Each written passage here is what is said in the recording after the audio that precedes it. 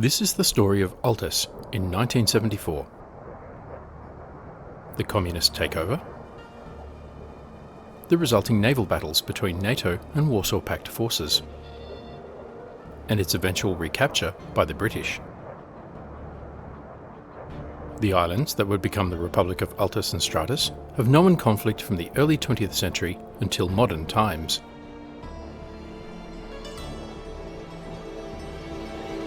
Historians of Altis and Stratis tend to focus on events on land, but locals know they live on islands.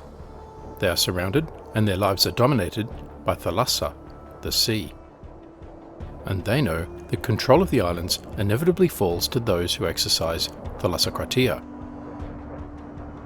sea power.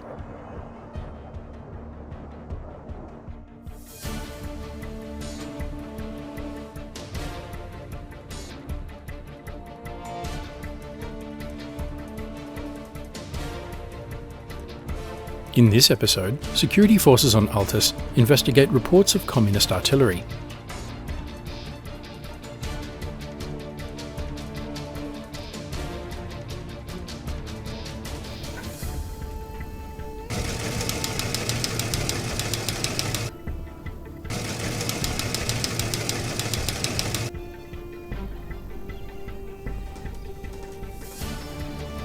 July 1974.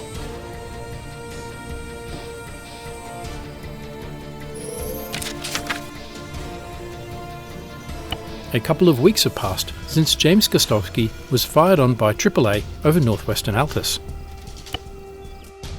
Tensions between Greece and Turkey remain high in the eastern Aegean, amid reports of a military build-up in Turkey. Cyprus remains a flashpoint, with almost daily incidents between Greek and Turkish communities. And the Greek army has been openly critical of the Greek Cypriot president, accusing him of being a communist sympathiser. The Soviets continue to build up their naval and military forces in and around Tartus. And Operation Nimbus is clearing naval mines and other debris from the Suez Canal to allow international trade to flow again. Nonetheless, imagery of Soviet merchants unloading large containers bound for communist insurgents in the British overseas territory of Altis was bound to catch someone's attention. Admiral Lewin, Commander-in-Chief of the dwindling Royal Navy fleet, based at Northwood Headquarters, was briefed on the deteriorating security situation in Altis and the growing role played by the Soviets. Along with a counterpart from the Foreign Office, he in turn briefed the Prime Minister.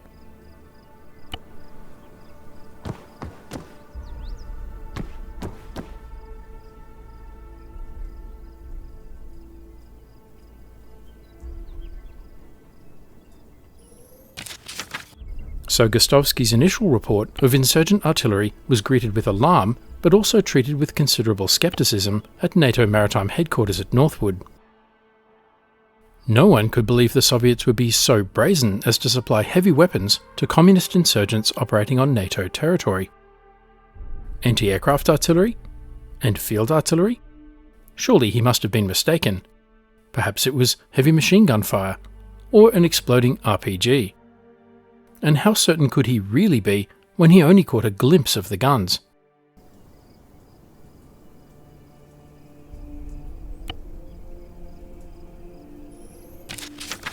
But a week later, routine reporting from the Royal Altis Military Police confirmed multiple reports of loud explosions from the northwest. The first reports came from civilian sources and were corroborated by police and military sources located in different points on the island. If Gostowski was right about the anti-aircraft artillery, perhaps he was also right about the field artillery. In any case, the reports needed further investigation, especially now the Admiral, the Foreign Office and the Prime Minister were showing an interest. But who is available on Altis?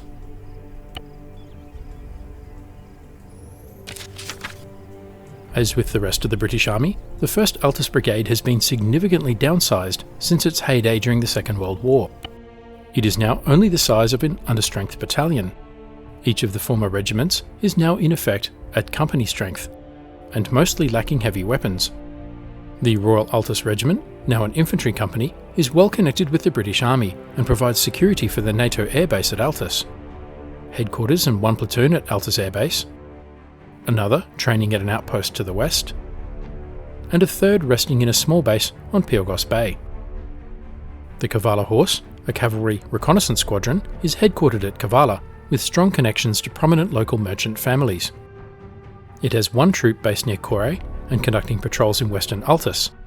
A second troop, based near Paros, patrols eastern Altis. And a third troop in reserve north of Kavala. Each troop has a single armoured vehicle, with the remaining section patrols moving on horse or by foot. The Altis Fusiliers, another infantry company, is well connected with the colonial government and provides security for the government centre and port of Pyrgos, and has a third platoon providing security on Stratis, with 3 sections mostly patrolling around the airport and the construction site for Joint Air Radar Station Mike 26. Finally, the Royal Altis Military Police. Headquartered in Pyrgos, they have section-strength detachments in the major population centres, providing a routine policing presence on the island. Each has a truck or jeep for mobility. From west to east, there are 6 military police districts, with 1 section each at Kavala, Neokori, Athira, Paros, Chalkia, and the water police at Pyrgos.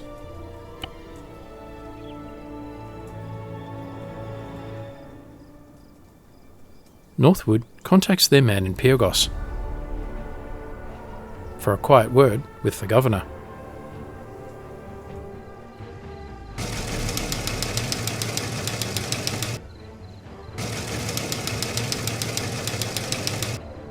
And the next day, on the hill northeast of Kore, 1st Troop of the Kavala Horse establishes an observation post.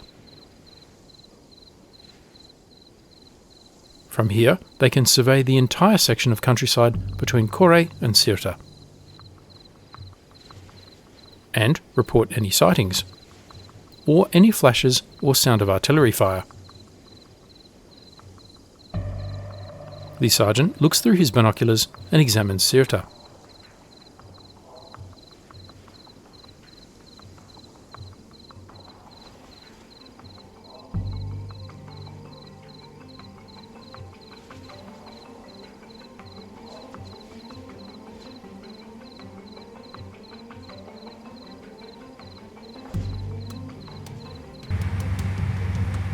Headquarters at Kavala dispatches a single armoured car north to Kore to rejoin 1st Troop. The armoured car is a Daimler Mark II, one of only 3 armoured vehicles on the island. It is armed with a 37mm M6 L53 cannon and a Beza machine gun. This vehicle gives the Kavala Horse mobility, firepower, and protection.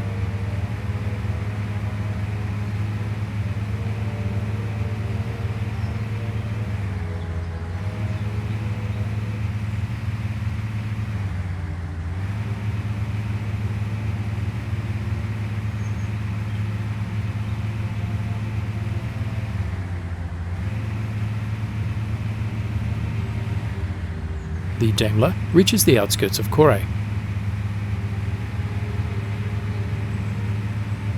and the commander turns out of the turret to enjoy the view.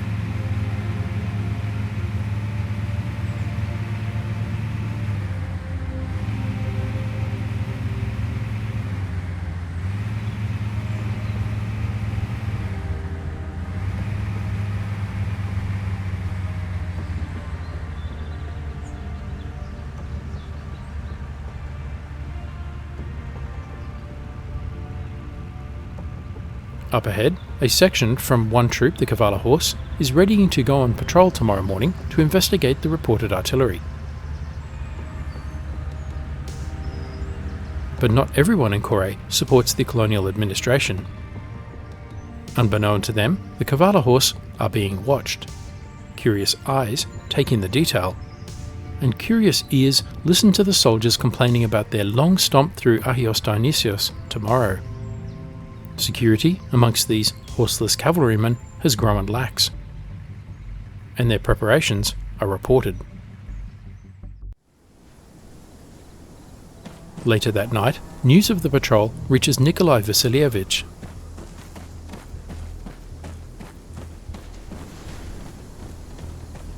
Nikolai is a Soviet advisor to the communist insurgents.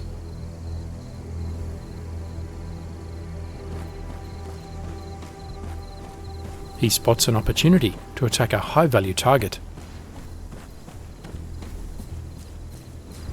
and works up a plan to ambush the patrol and its armoured car.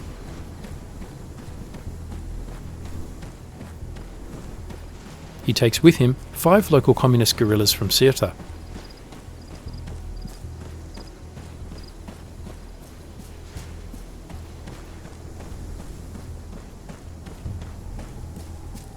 They travel on foot to Agios Dionysios overnight.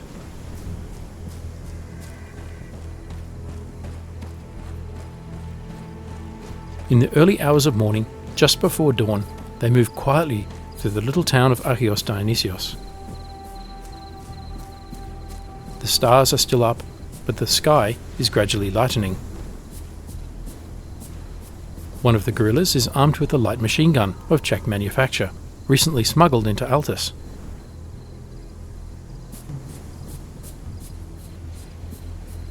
The other 4 are armed with British Lee Enfield rifles, hidden by the communists since the end of World War II.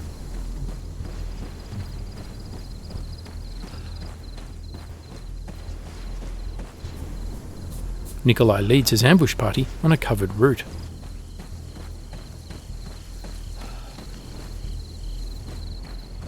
He wants to avoid being spotted by the observation post on the hill near Kore.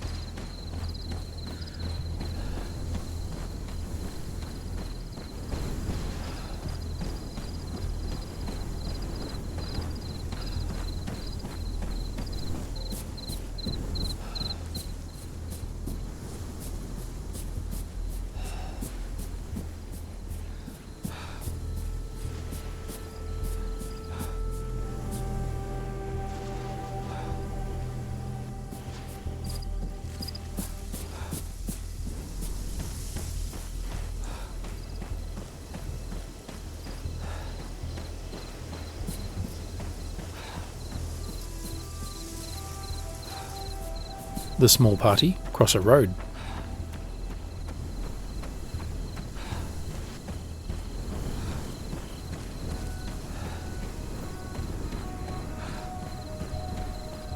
Through a ravine,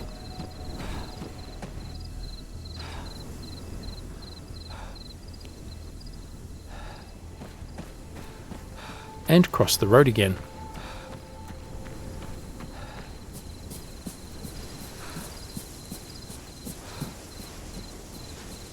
They are trading security for speed.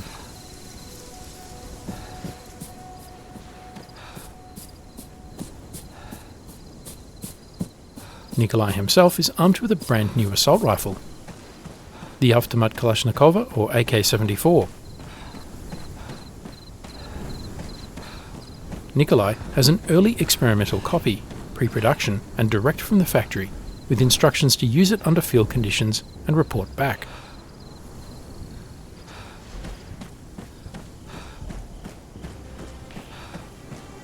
The factory representative told Nikolai that his rifle had been made personally by Mikhail Kalashnikov, but who knows what is true and what is a lie.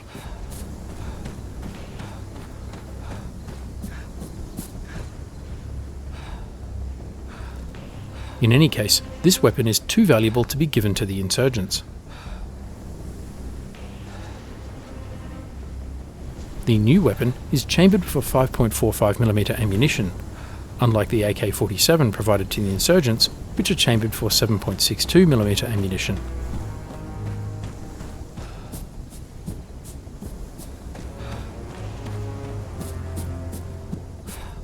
Nikolai also carries the RPG-7 Victor.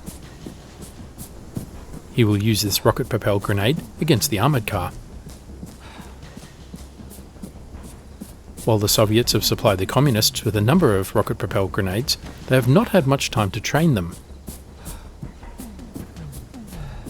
And this ambush relies on accurate handling by an experienced operator. So, Nikolai has the RPG.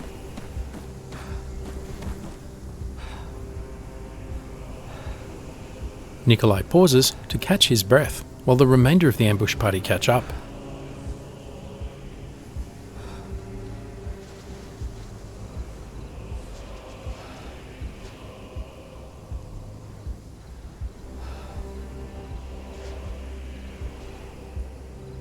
Then he presses on.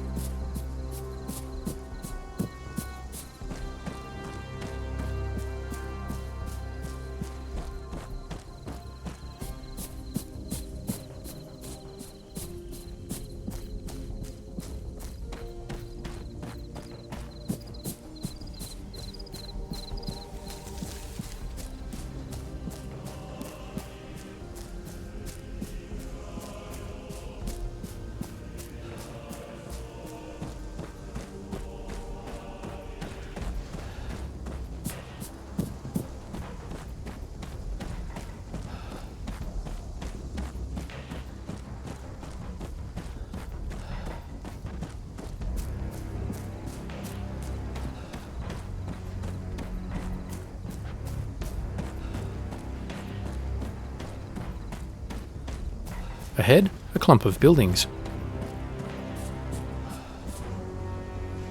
He watches for signs of movement. But the factory dormitory appears deserted.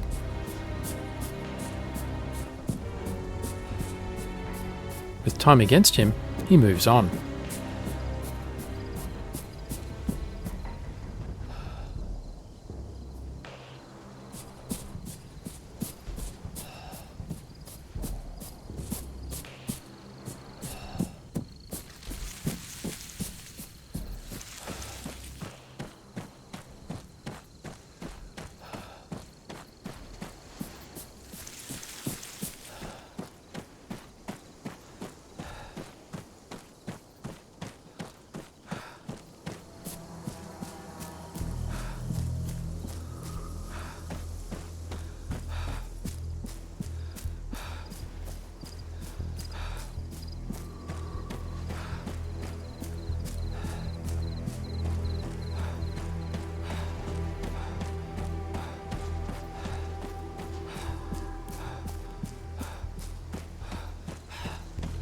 Nearly there.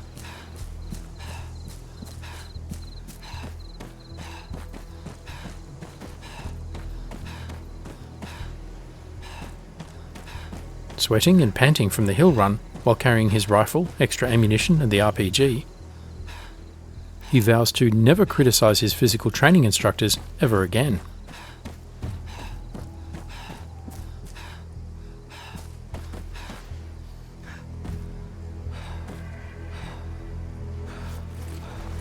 Dropping to the ground, he checks out the ambush location.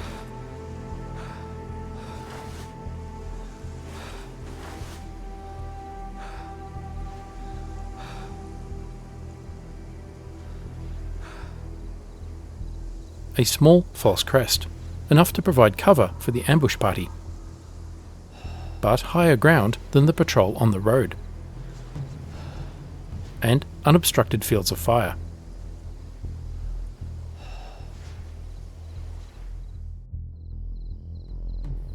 Back at Kore, Lieutenant Marcos Papadakos of 1st Troop of the Kavala Horse turns out of the turret of his Daimler Mark II armoured car.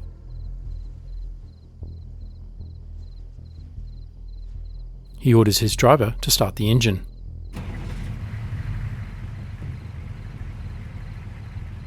The clean, fresh country air now takes on the distinctive smell of diesel exhaust. The midsummer day is already starting to heat up as the patrol steps off.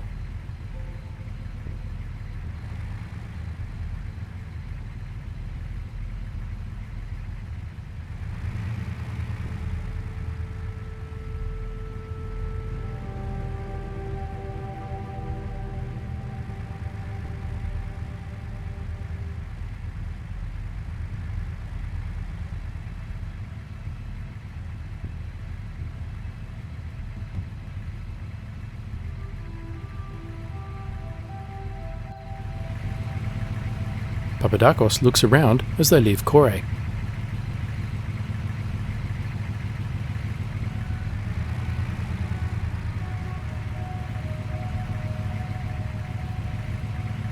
The purpose of the patrol is to investigate reports of communist artillery northwest of Ceuta.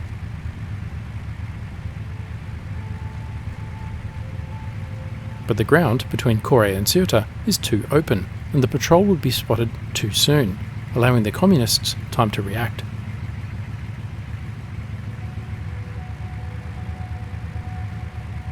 Instead, the patrol will head east to Agios Dionysios.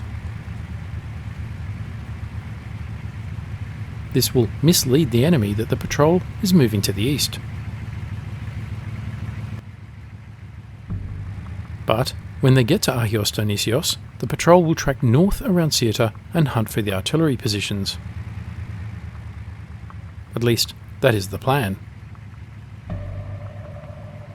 The section mostly comprises soldiers with Lee-Enfield rifles, along with a Bren gun and a submachine gun for the section commander.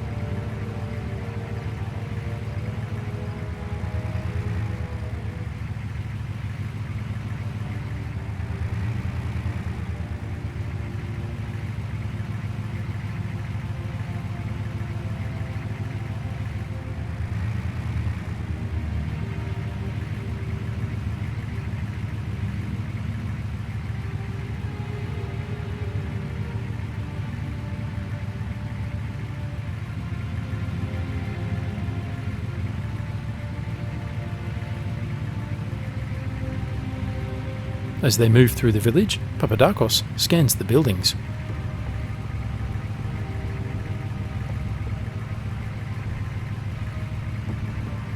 He has heard reports that the communist insurgents have RPG.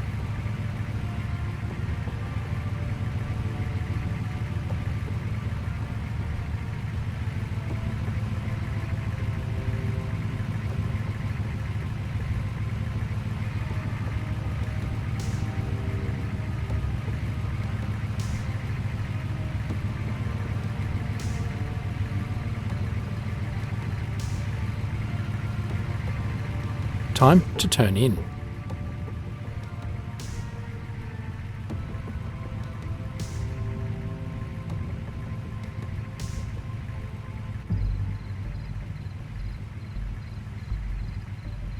The infantry clear forward.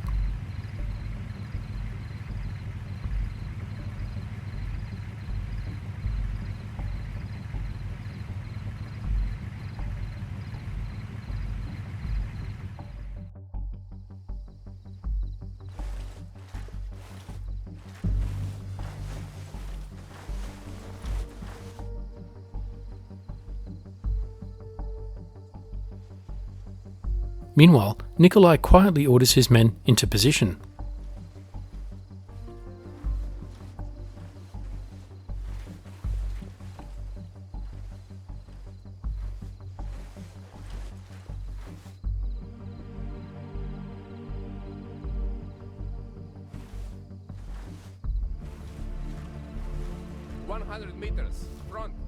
Contact. The lead members of the patrol move into sight.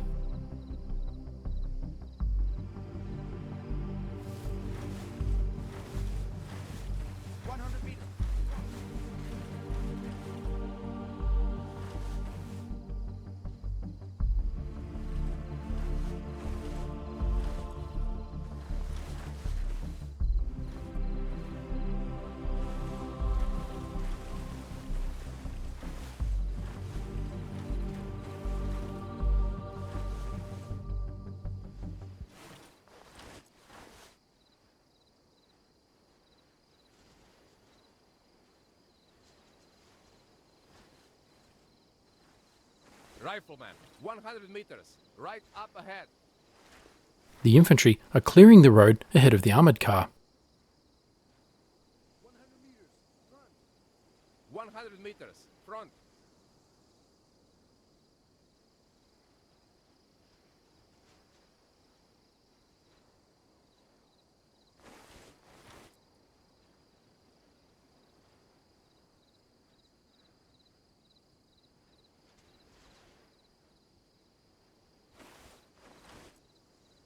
Nikolai waits patiently until the armoured car comes into view. 100 meters, front.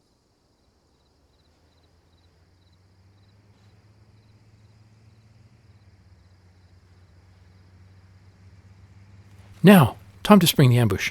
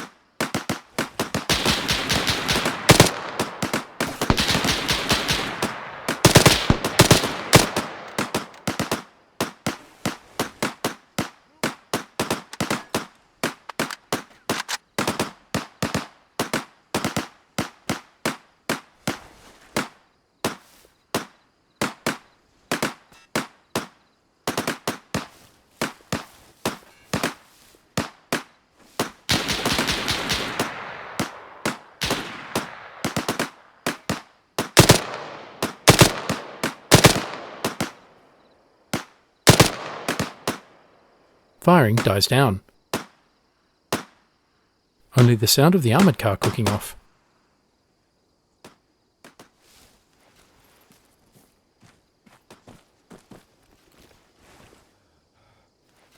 Time to go, before the troops at Kore react.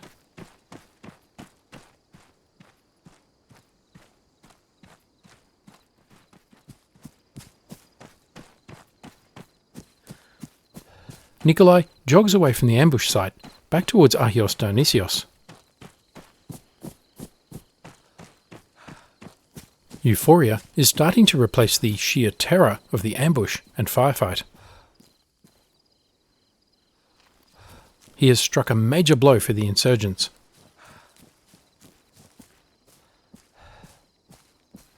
And can write a field report on the new assault rifle.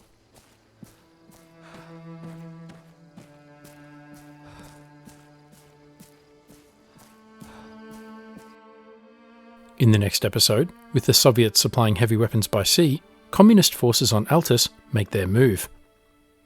Vive la Revolution! Thanks for watching. Please remember to like, comment, subscribe and donate. And stay tuned for the next episode.